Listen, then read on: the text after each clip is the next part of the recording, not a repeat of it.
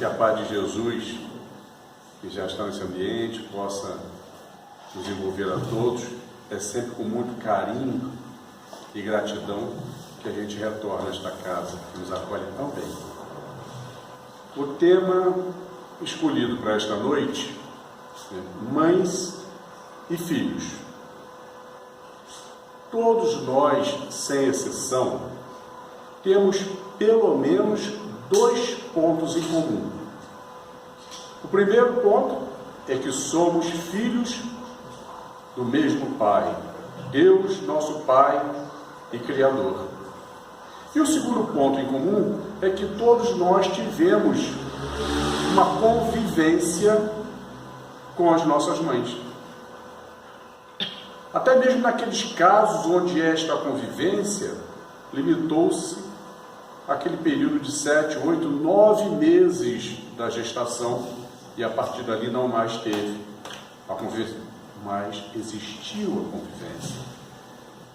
É impossível retornarmos à matéria sem a convivência da mãe. É até possível sem a convivência do pai. Naqueles casos em que o pai participa somente na inseminação. Depois dali, não mais. Mas sem a mãe é totalmente impossível. É fascinante a grandiosidade deste que é tido como o maior dos sentimentos entre os encarnados, o amor materno, que faz a mãe receber o título, a mulher mãe receber o título de co-criadora, pois o Criador é o Pai, e é aquela mulher mãe que ele, a cada encarnação, deposita a responsabilidade de auxiliar o filho seu no processo educativo, dentro do seu processo evolutivo. A cumplicidade formada entre mãe e filho não existe similar em qualquer tipo de relação humana. Nenhum tipo de relação humana chega sequer perto da cumplicidade entre mãe e filho, que faz com que a mãe conheça o seu filho como ninguém. A mãe conhece o seu filho só em olhar para ele. Pela maneira que ele sorri, pela maneira que ele se cala, pela maneira que ele anda, ela já sabe como é que ele está, se ele está bem, se ele está mal, se ele está tenso. E o filho acaba também por conhecer a sua mãe só em olhar para ela. Mas de onde vem esta cumplicidade?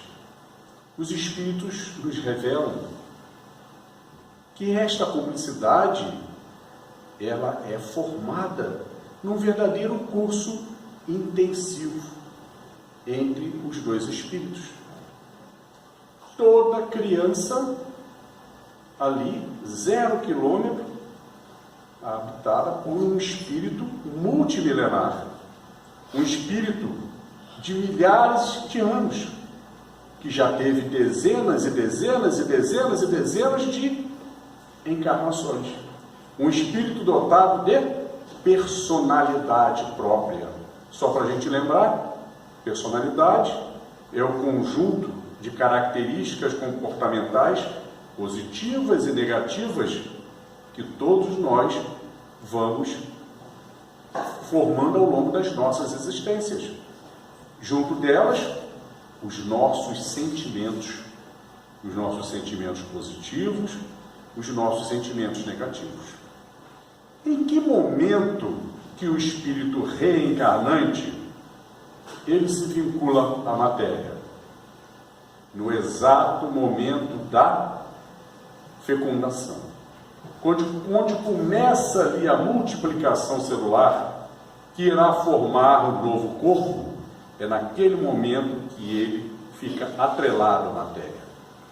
Definitivamente atrelado, que será só rompido na desencarnação. Então é a partir da fecundação que 2 espíritos estão ali juntos no mesmo corpo. O corpo da mãe abrigando o corpinho do filho em formação. E a partir daquele momento, a mente do espírito da mãe se vincula, se conecta psiquicamente, energeticamente à mente do espírito reencarnante. Inicia ali o tal curso intensivo, onde vão fazer esse curso por 7, 8, 9 meses, sem interrupção, aprendendo a se conhecerem mais e mais.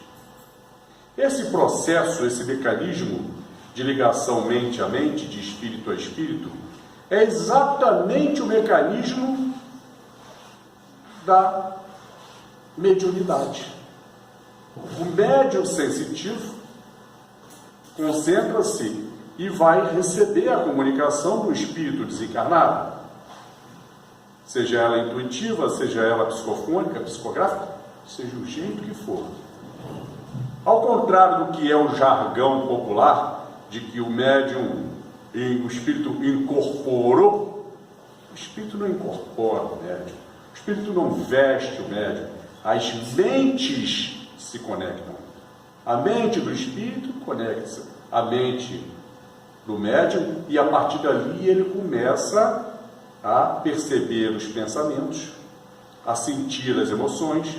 Se o espírito está ali sublime, tranquilo, leve, o médium sente aquela paz, aquela harmonia.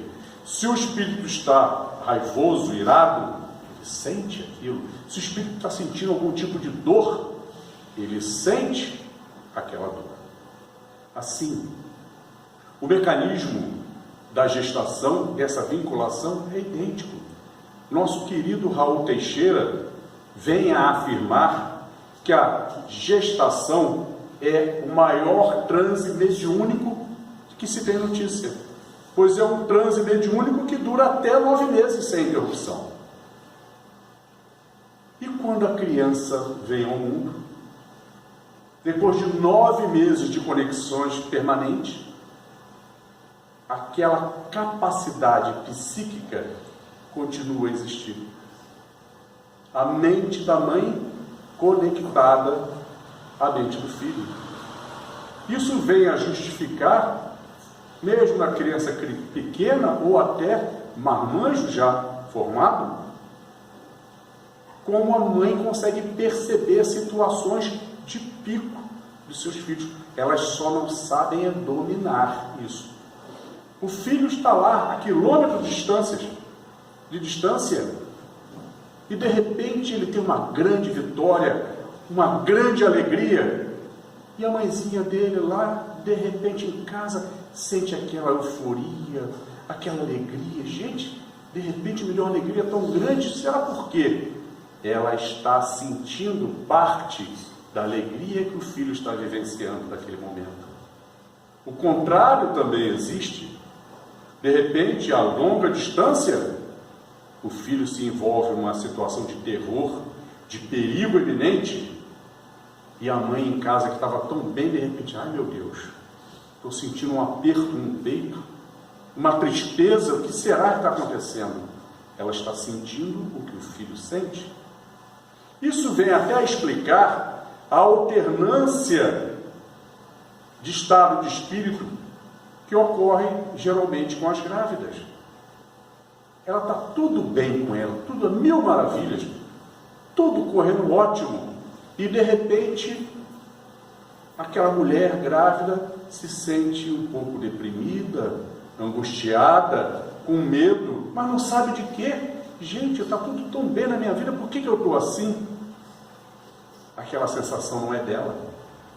Em algum momento, aquele espírito reencarnante se preocupou, de repente com o medo que sabe que tem que passar pelas provas, e naquele momento ela sente.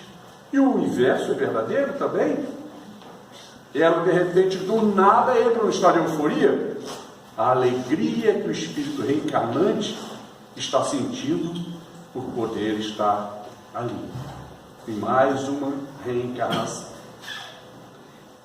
Todo esse psiquismo faz com que a mãe, acima de qualquer outra pessoa, ela tem um poder de influência maior sobre o seu filho,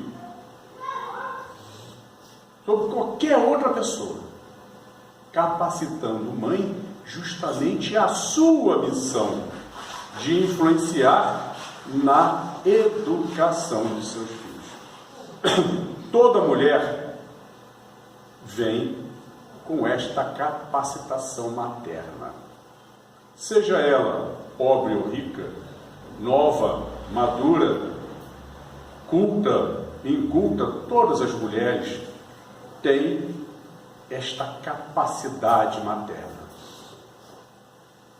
Mesmo aqueles casos em que ela não consegue utilizar nos seus próprios filhos gerados.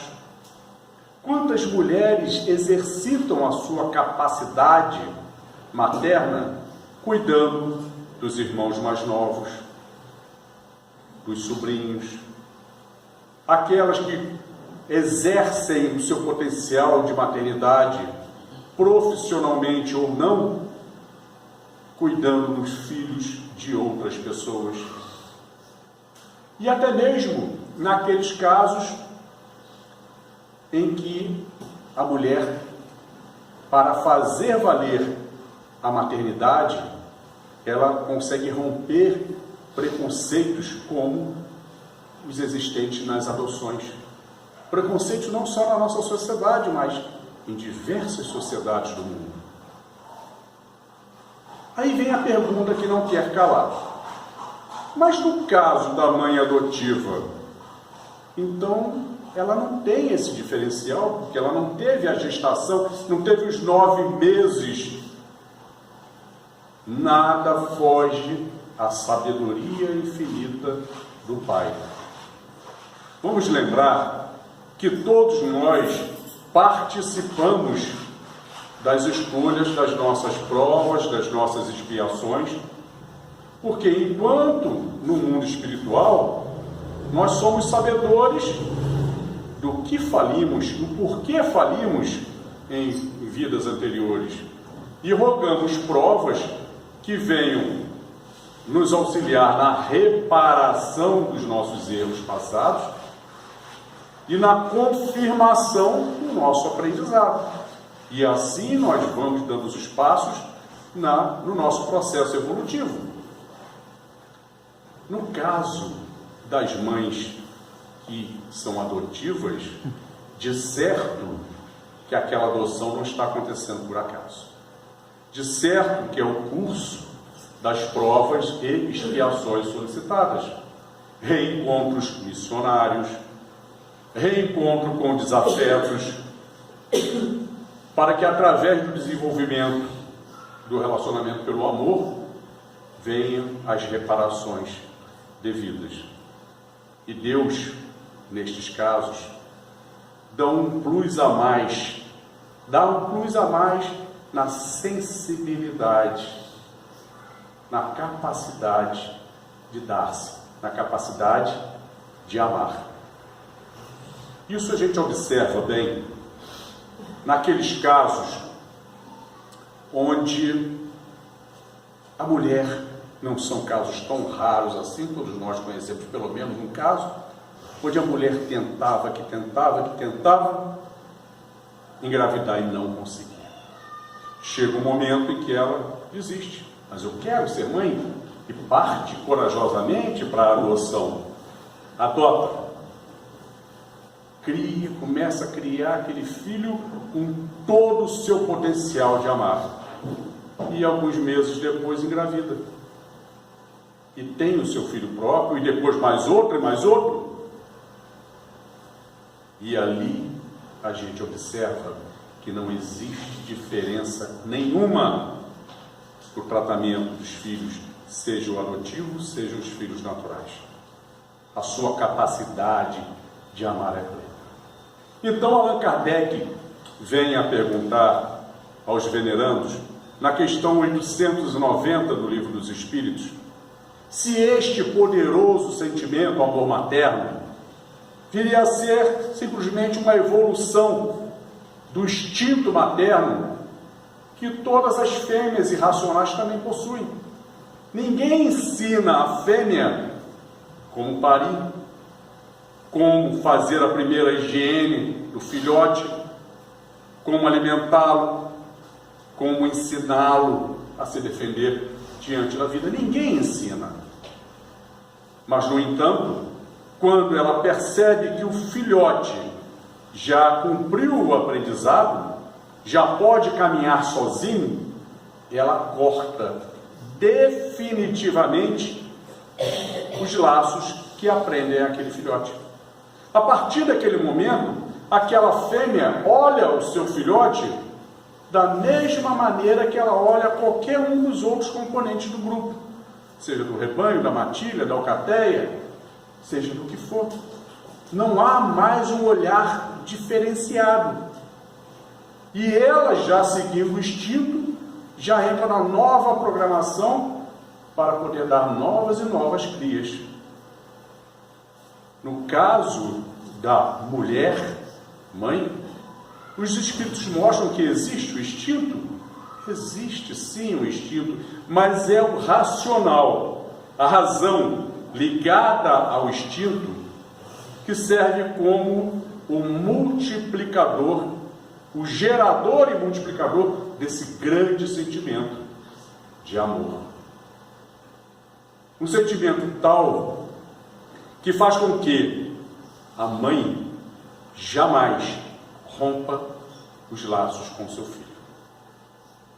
Por toda a vida ela está vinculada àquele filho. Vemos isso nos casos também não tão raros de mães que têm aquele filho que só lhe dá alegria, felicidade, e tem o filho que só lhe dá aborrecimento e decepções. Mas ela ama incondicionalmente os dois.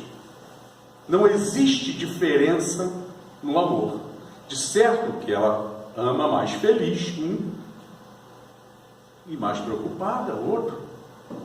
Mas chegamos até perceber que, via de regra, ela se dedica mais àquele que só lhe dá aborrecimento.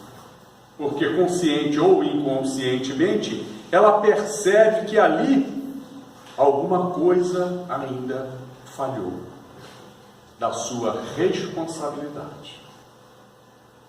Vemos provas desse laço que não se rompe nas visitas aos presídios. Quem visita os presos? Os familiares.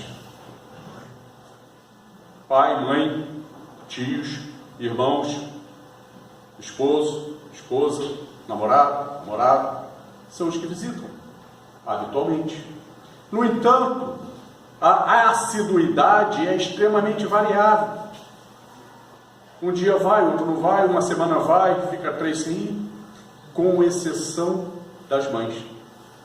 As mães são as mais assíduas, nunca deixam de ir. Só deixam de ir às visitas quando materialmente impedidas, seja por doença, seja por dificuldade econômica, seja por longa distância ao presídio. Fora isso, elas sempre estão. Os que visitam os presos geralmente levam revistas, livros, biscoito, maçã. As mães também levam, mas via de regra levam algo que elas prepararam. Uma comidinha, um bolo, um biscoito, um agasalho, porque querem deixar com ele algo impregnado de amor. Allan Kardec pergunta então aos venerandos: de todas as responsabilidades que nós assumimos diante do Pai, em cada processo de reencarnação, todas as responsabilidades atribuídas a homens e mulheres, qual a mais importante? E a resposta é direta. A mais importante de todas as missões cabe às mulheres mães. pois são a elas que Deus deposita a responsabilidade de seus filhos, para que elas os auxiliem no processo evolutivo, na criação de um mundo melhor. Logo, são elas as responsáveis pela educação da própria humanidade. Da própria humanidade. Existem dois tipos de mãe que vão utilizar esta capacidade, esse poder de influência. Esse poder de influência, ele poderá ser utilizado positivamente e negativamente. Quando utilizados negativamente, a mãe que utiliza negativamente não o faz de má fé. Ela faz na certeza de que está acertando. Ela faz equivocadamente, por ter uma visão equivocada, distorcida quanto ao mundo e quanto ao seu filho.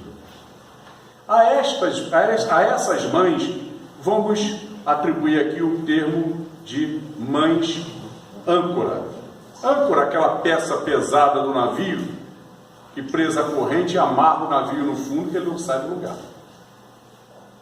As mães que utilizam positivamente, vamos aqui batizar de mães balão. Balão, aquele negócio geralmente bonito, colorido, preso ao cesto, que nos está sempre puxando para o alto, para nos levar cada vez mais alto. A mãe balão, ela tem a certeza de que a vida de seu filho pertence a ele e que cabe a ela a responsabilidade como mãe de dar o máximo de si para que ele se torne cada dia uma pessoa melhor, para que ele venha integrar a população positiva do mundo, aquela população que compõe um mundo melhor. A mãe âncora, ela numa visão distorcida, equivocada, ela tem a certeza de que a vida de seu filho pertence a ela, pois ele é a coisa mais preciosa da sua vida, é a razão da sua existência. E por isso, bem intencionado, muito embora equivocado, ela quer protegê-lo de todas as formas contra o mundo ruim, esse mundo horrível que existe lá fora, esse mundo que é agressor, esse mundo que vai fazer tudo para machucar o meu filho.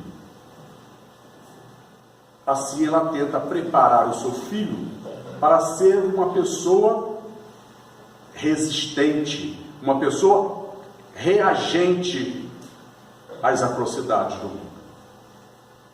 A criança chega em casa com um semblante meio triste, meio magoado, e diz o filho: que cara é essa? Você está com essa cara triste por quê?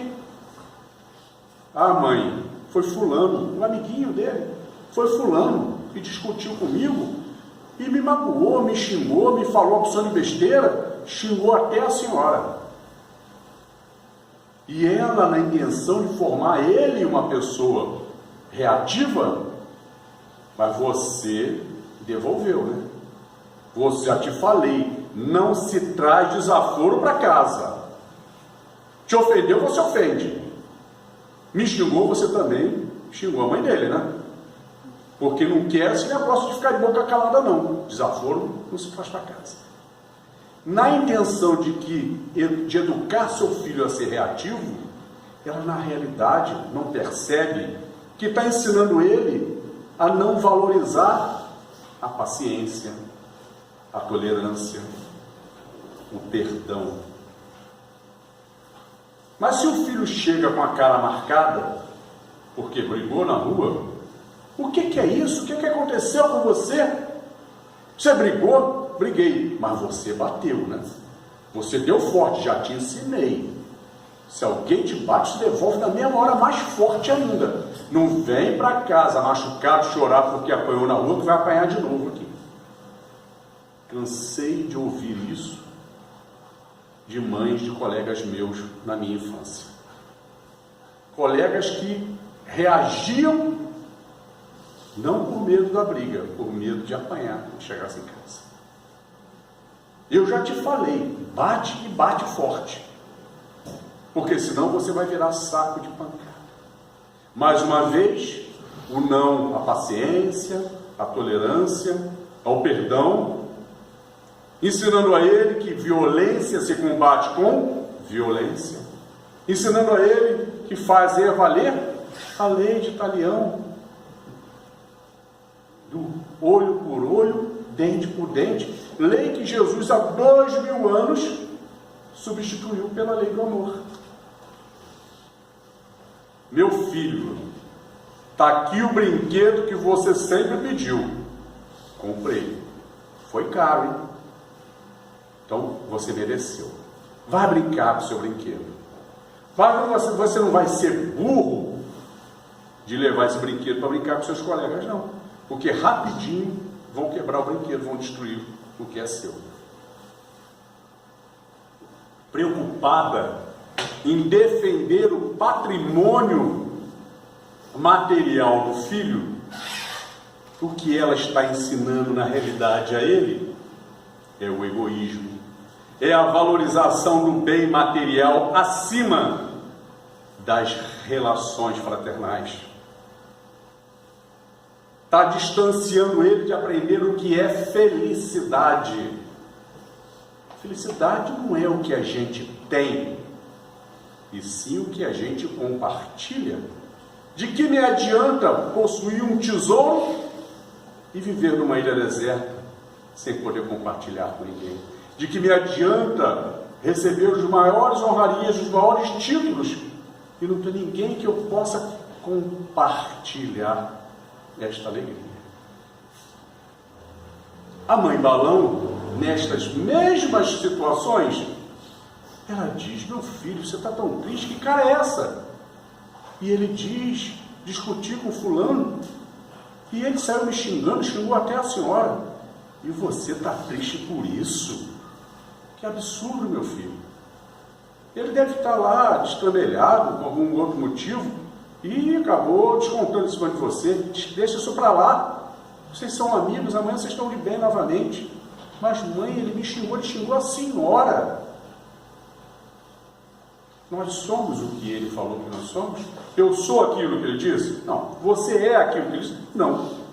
Se você ficar valorizando, é a mesma coisa que você assinar um certificado de que nós somos aquilo. E se a gente não liga, a verdade vem sempre à tona. Ele é que vai ficar fazendo papel de mentiroso perante as pessoas que sabem que nós não somos aquilo. Deixa isso para lá, meu filho. Não, vamos fazer o seguinte: deixa isso para lá, não. Não podemos esquecer, hoje à noite, na hora das nossas preces, de incluirmos o nomezinho dele. Pedir a Deus, ao anjo da guarda dele, que possa atuar em cima dele, abrir aquela cabecinha, ele perceber o erro colocado, e que amanhã vocês possam estar bem novamente.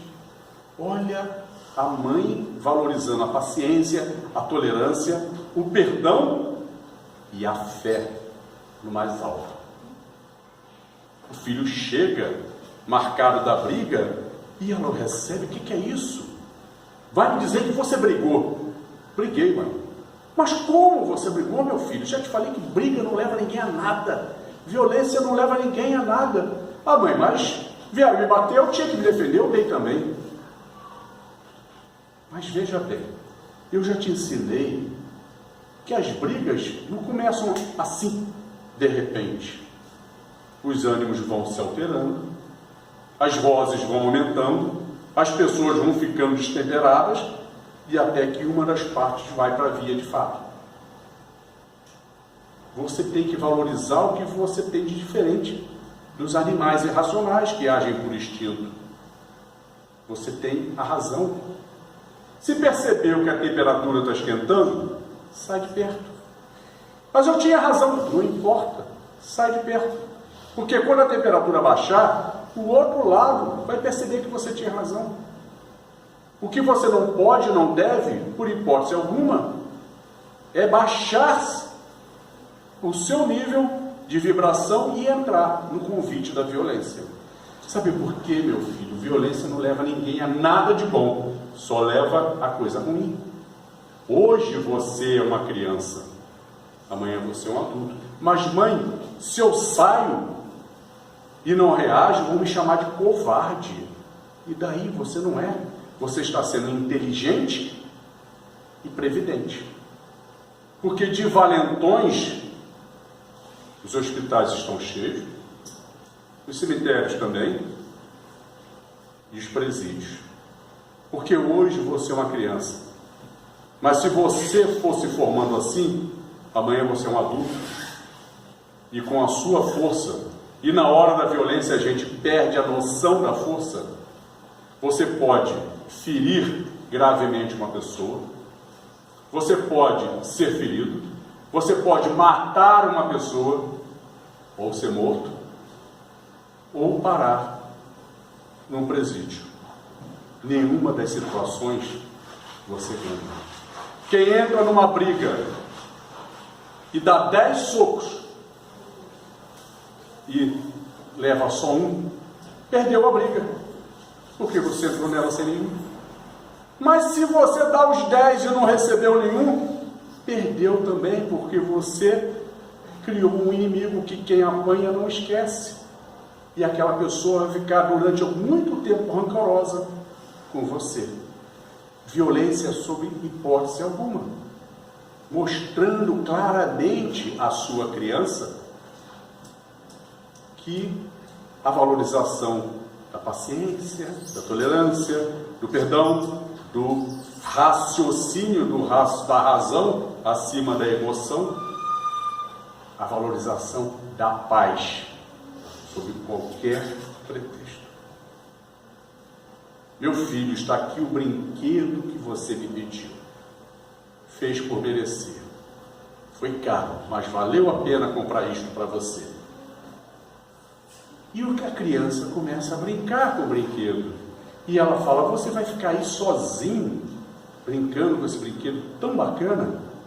Meu filho, vá lá procurar os seus amiguinhos, vão brincar juntos, você vai ver com uma alegria, é algo que se multiplica à medida que a gente vai dividindo, ela vai se multiplicando.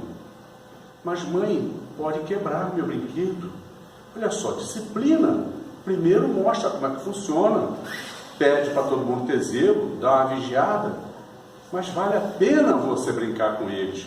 Porque se você brinca sozinho, rapidinho perde a graça, enjoa. Mesmo que não perca a graça, a sua infância passa assim, no estalar. Daqui a 6 meses, no máximo 1 ano, a sua cabecinha não quer mais esse brinquedo, já tem um outro, de outro tipo, e ele perdeu a graça para você. Mas vale a pena você colecionar muitos momentos compartilhando com os seus amigos, do que conservar o seu brinquedo para daqui a pouco ele ser ali naquela estante, um brinquedo lindo, e você, como um adulto, como um adolescente, olhar para ele e falar, puxa, aproveitei tão pouco aquilo ali, quando eu poderia ter aproveitado tanto mais. Os melhores brinquedos, meus filhos, a gente não consegue guardar para depois, porque a gente usa mesmo. Olha, ensinando a seu filho de que a valorização do bem material não pode estar acima da valorização fraternal, a caridade, o não ao egoísmo, o compartilhar da felicidade. São as mães âncora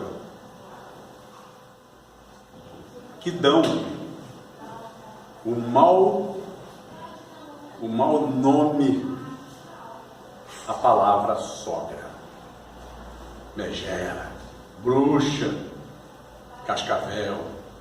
São essas mães que têm a certeza de que o filho lhe pertence, que é a razão da sua existência. E quando chega na idade em que vão surgindo os candidatos ou candidatas a genro, a nora, ela enxerga naquela pessoa a ameaça, que no mínimo vai dividir o que é meu, mas correndo o grande risco de levar tudo. Então ela não disfarça, ela reage. Ela lança a mão na sua peneira e começa a peneirar tudo daquela pessoa. A peneira dela passa tudo, menos os defeitos. Todo defeito que aparece é como que achasse uma pepita valiosa. Achei! E verbaliza aos 4 cantos do mundo.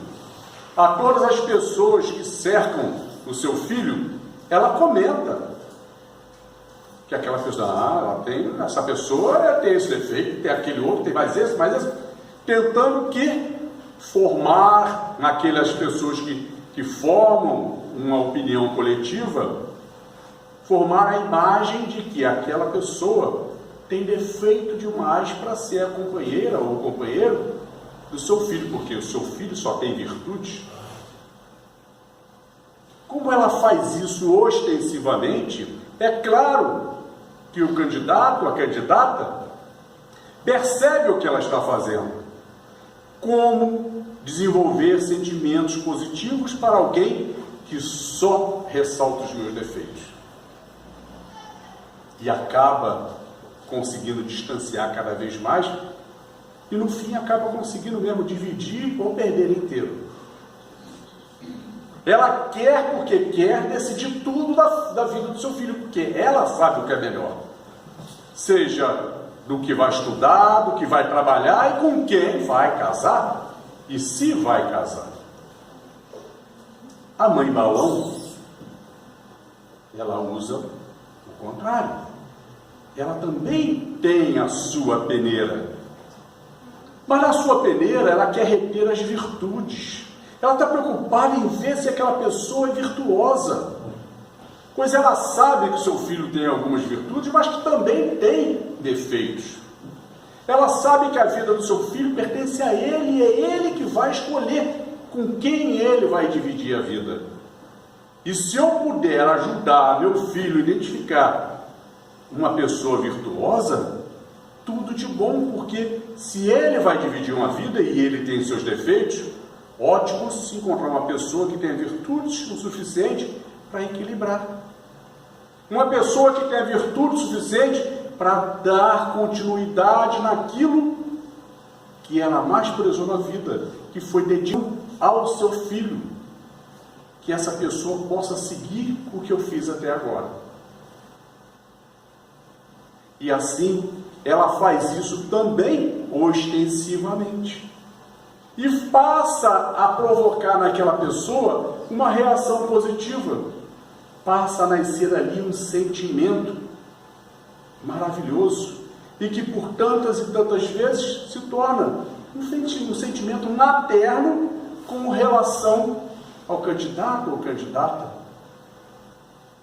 Ela segue à risca aquele ditado que diz: a quem meu filho beija, a minha boca adoça. Não precisa gostar de mim se já faz tão bem ao meu filho. Mas acaba sendo impossível que a pessoa não goste dela também. No caso da mãe âncora, são chamadas mesmo de sogra, cascavel, bruxa. No caso das mães balão, quando muitos são chamadas de sogrinha, carinhosamente, mas geralmente são chamadas de tia, mãezinha, mãe 2, vozinha, carinhosamente. Não perde o seu filho, ganha uma filha, ganha um filho. Eu todos os dias, nas minhas preces, eu agradeço a Deus. Agradeço a Deus por há 39 anos ter recebido a minha mãe 2, a mãe de minha amada Alice, que desde o nosso namoro eu já namorava as duas e era namorado pelas duas, e foi se desenvolvendo esse sentimento de mãe e filho, filho e mãe, até os dias de hoje. Em 1994 ela ficou viúva, e no mesmo dia eu falei: a partir de hoje a senhora mora com a gente. Ela não queria, relutou, mas não demos a ela a segunda opção, e passou a morar conosco. Há coisa de 14, 15 anos, a minha mãezinha também veio morar conosco, e elas sempre se deram muito bem. E eu, a partir dali, toda vez que chegava em casa, chegava igual a pinto no lixo, né? Uma alegria só, porque tinha duas mães para me paparicar, para me fazer tempo, para me cheirar, para mentir para mim, porque mãe mente, né? Mãe mente.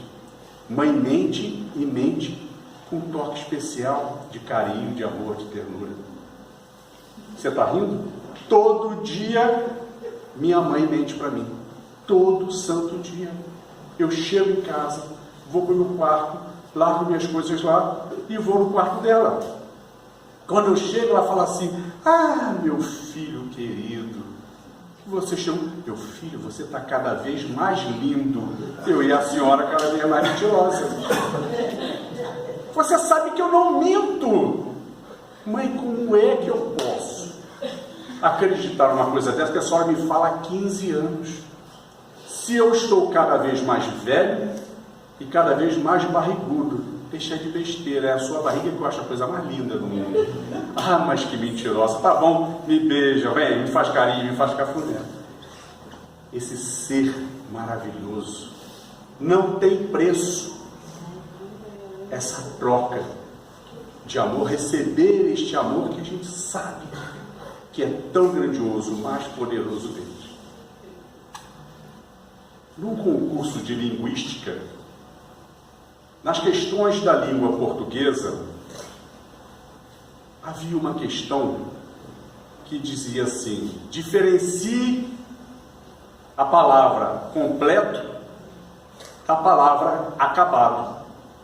Porque, dependendo da situação, as duas palavras têm o mesmo sentido.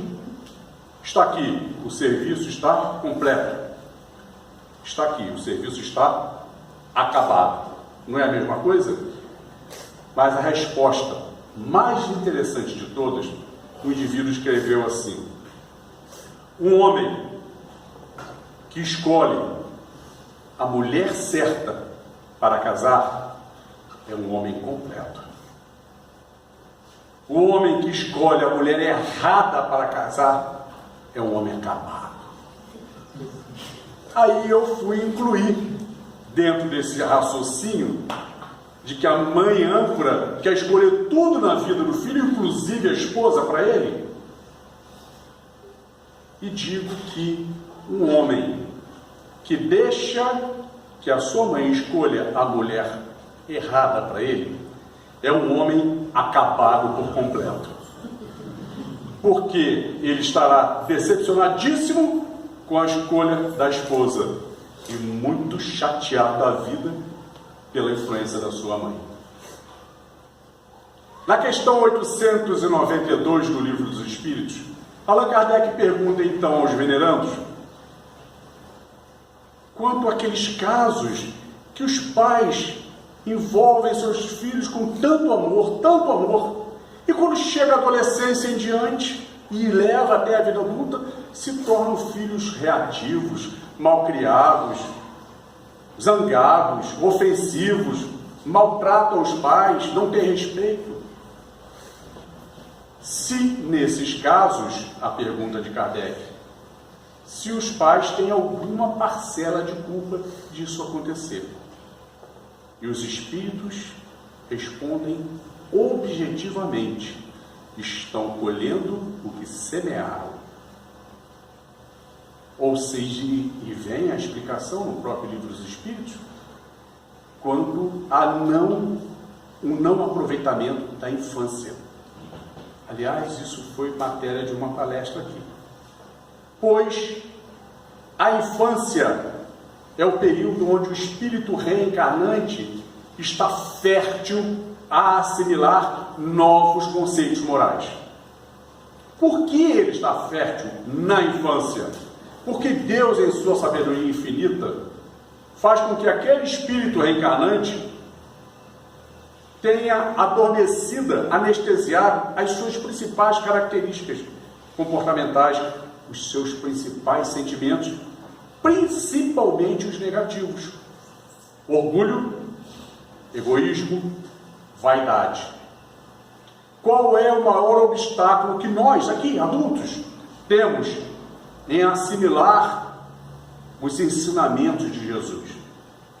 Gente, os ensinamentos de Jesus são cristalinos, são claros, são indubitáveis. A gente sai da casa espírita leve, se sentindo uma pessoa nova, mas chega ali fora, leva uma fechada e a gente reage, não vivenciando o ensinamento. Se alguém nos fala alguma coisa, a gente não engole o sapo.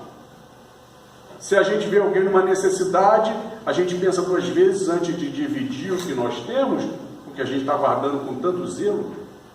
Por que nós temos essa dificuldade? Porque o orgulho ainda existe dentro de nós.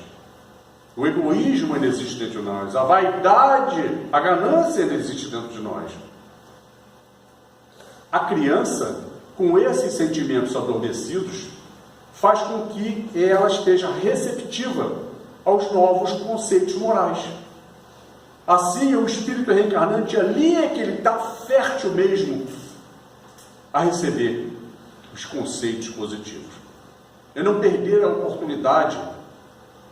Seja quando a criança, ainda antes de 1 ano ali, bebê, não sabe falar, mas ela já sabe chantagear. Chora, chora, chora, você acabou de dar de mamar, ela está bem, não está com febre, não está com dor. Aí você pega, põe no colo, ela para. Você bota no berço, ela chora. Bota no colo, ela para. Bota no berço, está me ganhando no grito. Ela quer colinho, porque colinho é gostoso, e ela já aprendeu que é chorando que se consegue. O coração parte, mas é hora de deixar ela chorar um pouquinho. Se não tiver com dor, não está sentindo nada, a sabedoria divina faz o quê? O choro hiperoxigena. E hiperoxigenação dá sono. E ela dorme. Não dormiu? Opa, deixa eu ver direito, porque alguma coisa pode estar sentindo. É quando a criança está no colinho e reage dando um tapinha em quem está segurando. Quantas vezes acontece isso? A gente fala, meu Deus, tão brabinho, e ri. O riso é um estímulo para que ela continue. Quando ela tem que ser, na hora, advertida de que aquilo não pode. Advertência sem violência. É quando ela surrupia o brinquedinho de alguém. É quando ela fala a primeira mentirinha cabeluda e a gente acha engraçado. Não. É não deixar passar oportunidade nenhuma, sempre mostrando que aquilo é errado. Nós estaremos preparando-a para quando vier a adolescência, que aquela cortina se ergue, não para que ela enfrente os atrativos do mundo. Estaremos preparando-a para que ela enfrente as suas próprias tendências. Tendências diante dos vícios, dos comportamentos, dos desvios sexuais, da honestidade, em cima de tudo. É o jovem que a turma toda está indo para fazer determinada coisa. Ele está louco para ir junto. Mas ele pensa, não, mas isso não é correto. Isso não é certo. Então eu não vou. E enquanto existe esse período fértil, em que ele está sem o orgulho, sem a vaidade, sem o egoísmo, a criança é aquele ser angelical. E por ser angelical, pai e mãe se apaixonam mais e mais a cada dia pelo seu anjinho. capacitando pai e mãe para quando chegar a aborrecência ou a adolescência, em que aquela cortina é erguida. E aí sim nós passamos a conhecer o verdadeiro eu dos nossos filhos. Surpresas positivas e surpresas negativas, todos nós a temos. E pai e mãe, munidos daquele grande amor, jamais abandonam ou desistem de seus filhos. Os Espíritos são claros em afirmar que nunca existiu na história da humanidade nenhuma instituição mais capacitada à educação das crianças do que a família, capitaneada pela mãe. Pois é em casa que a gente educa, nas instituições de ensino a gente instrui. Educação se aprende em casa. É o bom dia, boa tarde, boa noite, dá licença, muito obrigado. Posso usar? Quer dividir comigo? Posso ajudar? Ah, isso não é meu, não posso tocar. É em casa é que nós damos os conceitos morais. Nas escolas vão aprender línguas, ciências, filosofias, isso e aquilo. O que é mais importante, educação ou instrução? De certo, a educação. Todos nós conhecemos pessoas que, por carências financeiras, não tiveram acesso à escolaridade. Analfabetos, semi-analfabetos, escolaridade baixa, mas pessoas que tiveram educação familiar, a chamada educação de berço, pessoas honestas, pessoas boas, pessoas solícitas, pessoas fraternas, preocupadas com o social. Mas conhecemos também pessoas que tiveram todas as possibilidades das melhores escolas aqui no exterior, mas não tiveram a educação de berço. E aí temos aí médicos riquíssimos com as suas fábricas de anjinhos, as clínicas de aborto. Médicos riquíssimos colocando prótese em quem não precisa receber a prótese. Engenheiros, economistas, advogados, contadores, capacitadíssimos, aquadrilhados, fazendo falcatruas, desviando o dinheiro público que tanta falta faz a um povo tão sofrido. Não estamos aqui para julgar ninguém. O acerto de conta cada um fará com o Pai. Mas se tem as duas coisas, educação e instrução, excelente, terá grandes oportunidades de trabalhar em busca do melhor para si, para a sua família, para a sociedade e sempre com a consciência tranquila diante de Deus. Filho és, pai serás. Ouvi esta frase centenas de vezes na minha infância e na minha adolescência. Todas as vezes que a gente fazia alguma dor, colocava de castigo. Não tem coisa pior para a criança do que tirar o que ela gosta ou tirar a liberdade. Minha mãe sabia certinho o que fazer. Ou era tantos dias sem ver televisão, ou era tantos dias sem sair de casa. Aí, um belo dia, ela, uma semana sem ver televisão, mas mãe, você é uma megera, você é muito ruim, mãe, você é a pior mãe da rua. Só é assim, porque os garotos que fizeram a mesma travessura que eu, cada um já levou a sua surra, e estão lá brincando. E eu vou ficar aqui uma semana sem ver Zé Colbert e Catatal, túnel do tempo, perdido nos espaços. Você gosta de me ver sofrer. Filho és, pai serás. Era o que ela respondia. Eu falava, tá louca, tá maluca. O que eu tenho a ver com filho és, pai serás? Eu sou criança. Certa vez, a travessura foi cabeluda e ela me colocou todo mês de janeiro sem botar o pé na rua. Eu adorava soltar pipa. Um mês sem botar o pé. Eu podia fazer tudo de casa, menos botar o pé na rua. Estão doidos para saber o que eu fiz, né? Eu vou contar, prometo. Me procura no mundo espiritual que eu conto separadamente a cada um. Aqui eu não posso sequer nem dar uma pista, quebraria a ambiência. Filho és, pai serás. Na adolescência eu percebi o que ela queria dizer. Estou cumprindo o meu papel de disciplinar. E guarda bem, porque você vai ter que fazer a mesma coisa com os meus netos. Era ela me preparando para ser pai. Mas tinha uma outra frase que ela dizia, nisso ela não falava para mim não. Ela falava sozinha lá na cozinha, mas sempre que a gente estava de castigo, de vez em quando ela falava assim: ser mãe é desdobrar fibra por fibra e padecer num paraíso. Eu enlouqueceu a velha. Tá maluca? Porque eu imaginava a minha mãe desdobrando fibras e caindo morta no paraíso. Mas como é que cai morta no paraíso? Se está no paraíso é porque já morreu.